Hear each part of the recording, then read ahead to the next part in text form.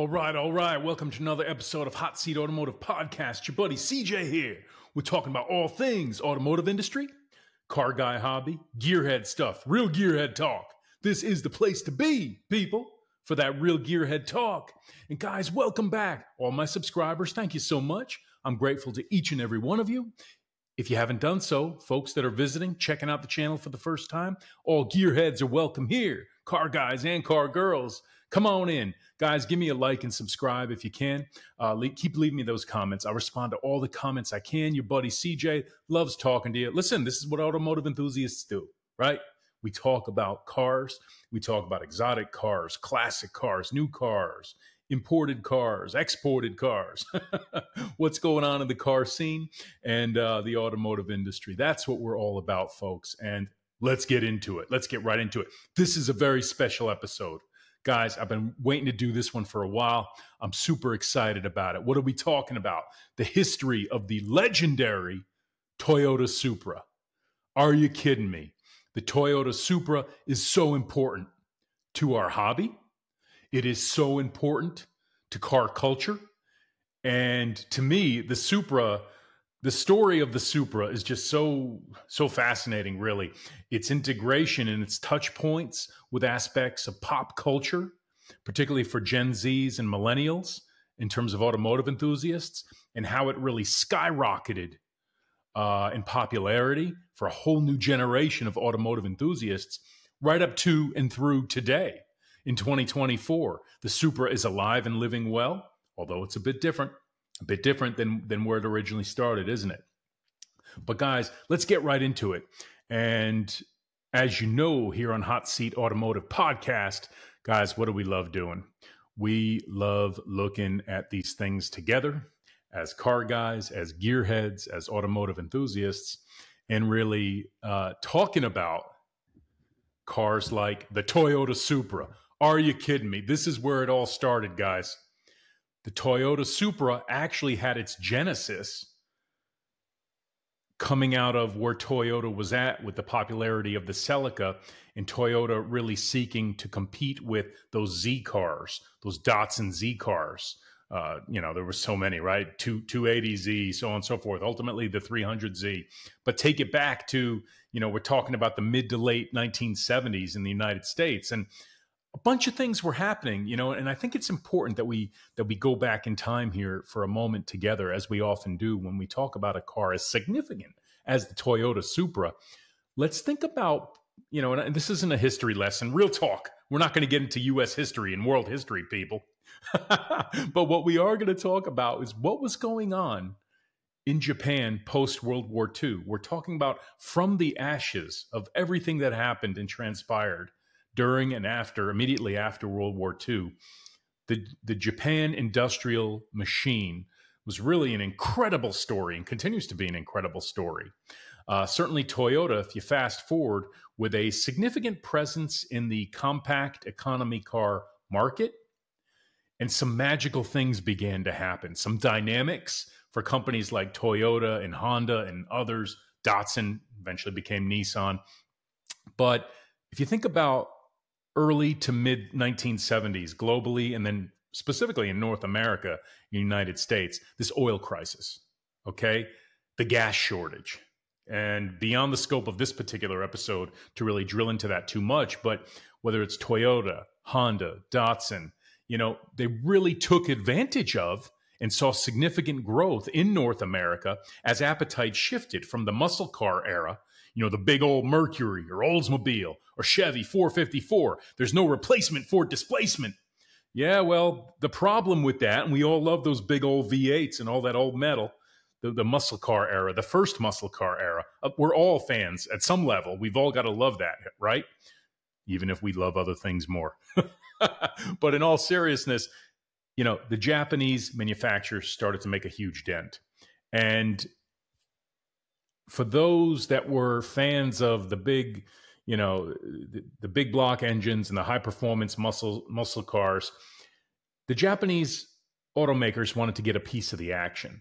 So, as we saw, for example, the success of the Datsun Z cars in the United States and beyond, Toyota, being incredibly smart business people, said, we want a piece of that action. So, they took the Celica platform and came out with this first generation Supra. And we're looking at one here. You know, the first generation Supra had more in common with the Celica than not. The big difference would be that inline six. This vehicle was slightly longer than the Celica, but was really aimed towards more those that wanted the performance, that almost grand touring class, right? But at least the performance class of car, that zippy, higher performing version, the variant, to compete directly with those Z cars, and quite candidly, to compete with like the Ford Mustang, the pony cars, right? Think about it. The Supra is the Japanese pony car. Real talk. Your buddy CJ said it. Leave me comments if you feel differently. You know, the Supra really coming out of the 70s. Are you kidding me? The Supra is the Japanese pony car. It's the direct Camaro and Mustang competitor. If you don't think that's true, well, it is true. And you could compare it to some other things, such as the 3 Series BMW and countless other cars. But real talk, as an automotive enthusiast in North America, in the United States, in that era specifically, this would be your option. If you said, look, I kind of want to look at something different, what's coming out of Japan, that's what this car was really geared toward. But guys, from a performance standpoint, it's almost archaic to look at it. We're talking about 125, 140 horsepower in these initial first-gen Supras. Listen, a product of the generation, even the second gen we're going to talk about here in a moment. This was sort of the malaise era. You know, we say the malaise era in the automotive industry, generally mid to late 70s, 1980s, even into the early 90s. You know, it was tough. First generation emissions requirements, the EPA in the United States, statutory requirements around smog pumps, engine control, computers, emissions, mile per gallon expectations, a changing appetite of your average consumer, your buyer for cars. There were a lot of dynamics that kind of stacked the chips against having, high performance cars being, I shouldn't say that. It was tough to make a high performance car that met the compliance requirements with the technology that was available at the time, and to do it in a profitable manner. These were tough hurdles from a business standpoint. And I think it manifested itself in the malaise era. A lot of these cars, listen, if you happen to snag one of these today and bring a trailer or something or whatever, it would be a great cruiser, but getting big performance out of this car, nah, not a thing, really. Guys, let's take a look together at the second generation Supra. All right. So, guys, this to me was an iconic car as well. Second generation Supra. A couple of particulars coming out in 1981, 81 through 86. Look at those pop-up headlights. If this thing doesn't scream 80s, I don't know what does. But, the couple big things with the second generation Supra in my mind, guys, leave me comments, let me know what you think. But they offered the P-Type, also known as the performance type. The big thing for me with the second generation Supras, I don't know how you guys feel, the P-Type is the one to have, because that's where you got those big fender flares. And I just think it's a cooler car, more sporty, right? Which, as the Japanese pony car, the Camaro and Mustang competitor, this is the one that you wanted, I think. Let me know what you guys think. There was also the L-Type, the luxury type. But once again, guys, and something else to note, Lotus tuned suspension. Did you know that Lotus played a role in the tuning and development of the suspension in this car? Again, you're not talking about by way of comparison to modern performance cars and even modern Supras. This thing was clocking in at like 140, 160 horsepower. Again, we're in that malaise era, not unlike what we talked about with the first gen Supra.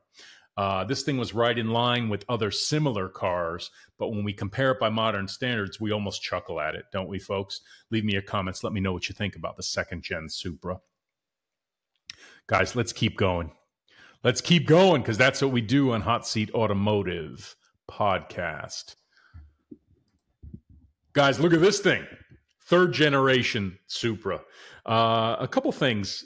This is where... this thing came out in 1986, And this is where the Supra and the Celica made a split. We're now talking about the Supra and the Celica making a split.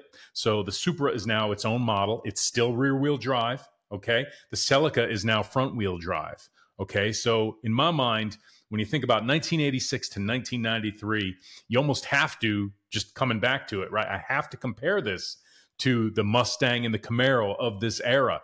To me, this is the pony car of that era, and it's so cool, right? It's just so 80s. It's still got the pop-up headlights. You know, now we're starting to see a car that's broaching that 200 horsepower, 230 horsepower realm with the what was available as a turbo. So the third generation Supra was the first instance of a turbo variant being available in a production Supra. So that was pretty cool. You had that double wishbone suspension.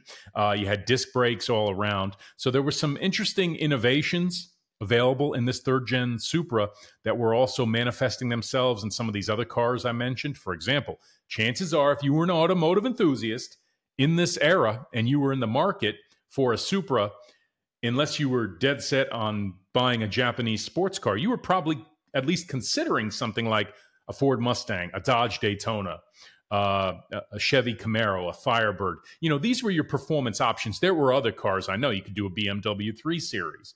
But, you know, I claim that this really was the Japanese pony car. And here is where you really started to see this car come into its own, in my mind, as its own model in this third generation, as well as having some pretty good performance. Guys, things are about to get exciting. Let's get excited. Real talk. Who's with me? Who's having fun? This is what we do, guys. Leave me comments. I'd love to hear from you on the Toyota Supra. Such an important car in our hobby. Guys, this is a legend among legends. Guys, this is the fourth generation Supra. This is it.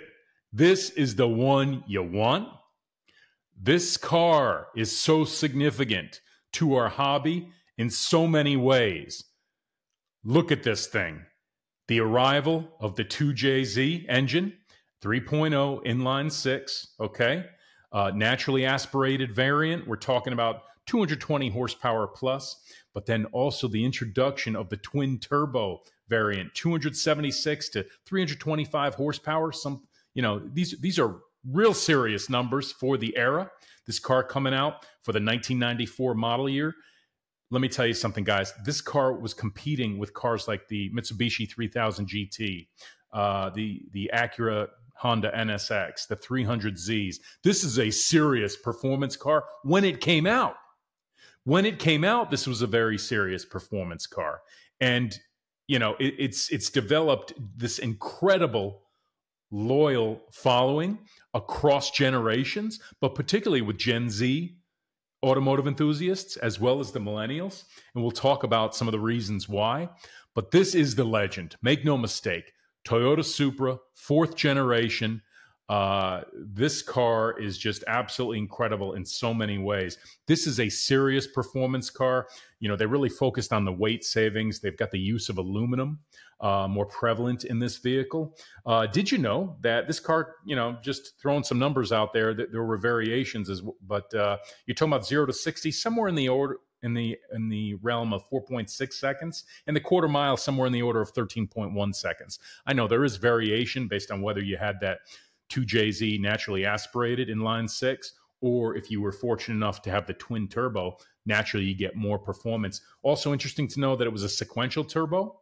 So the turbo is not operating in parallel, but in a sequential manner. So what we're talking about there, without going down a complete rabbit hole, is that you had more linear and gradual introduction of that power. You had some of that additional boost, for lack of a better term, that output down low, as well as in the upper range of performance. So absolutely incredible. This is the legend. But guys, due to things going on in the market, the macro economy, as well as in the United States, we only had this for a 1994 model year through a 1998 model year, because the fourth gen ended in 1998 for the Americans.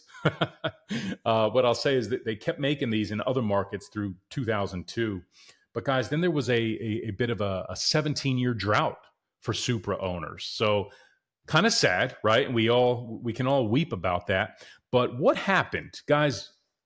Stick with me here, and let's talk about this, guys. You can't talk about the history of the Toyota Supra without talking about this: the Fast and the Furious franchise, but specifically the first film. Let's just talk about the first film. The Fast and the Furious, here we go. We got Dom and Brian in the Supra. Are you kidding me? They smoke in that Ferrari. Love it, right? Don't we love this movie? Oh my gosh. We love this movie. We love this scene. I think, and you guys, leave me comments. I know you agree with me. All my automotive enthusiast buddies out there agree with me. The significance of this film and the scenes and the way they introduced, hell, they talk about the 2JZ engine, don't they? You guys know the scene as well as I do. You young cats, even more so than me. This film, so important to our hobby, okay? One of the legendary, most significant car guy films of all time. And the icon, the absolute icon from this film is this Supra. There are others. No offense, Mitsubishi guys. Come on, stay with me. The Toyota Supra. Are you kidding me? How exciting. Smoking that Ferrari. We love it. We love it. But in all seriousness, with the drought of Toyota ending production of the Supra, 1998 for the United States, 2002 overall, what happened? Why is the Supra even still relevant? The answer is the legend was fed by pop culture. Life imitates art, art imitates life, maybe. I don't know. You guys tell me.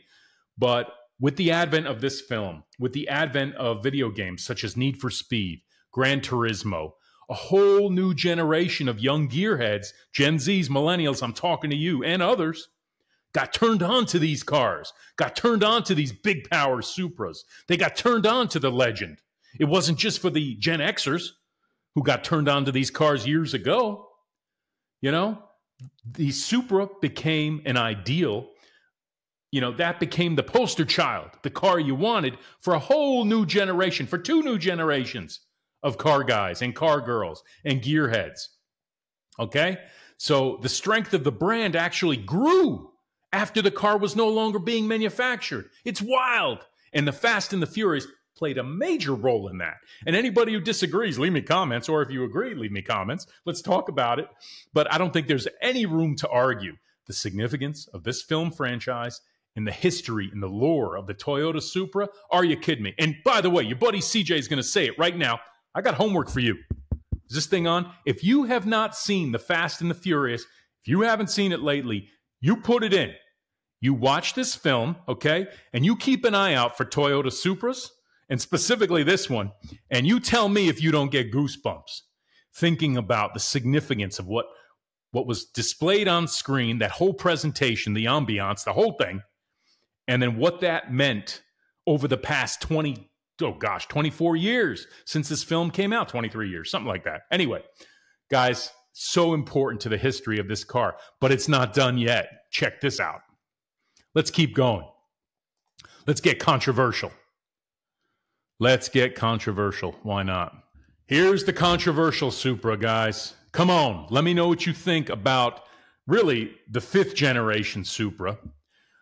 Some might argue, well, CJ, it's not really a Supra. Just stop it. Your buddy CJ says stop it. Let me tell you something. It's the automotive industry business. It is an industry and a business, folks.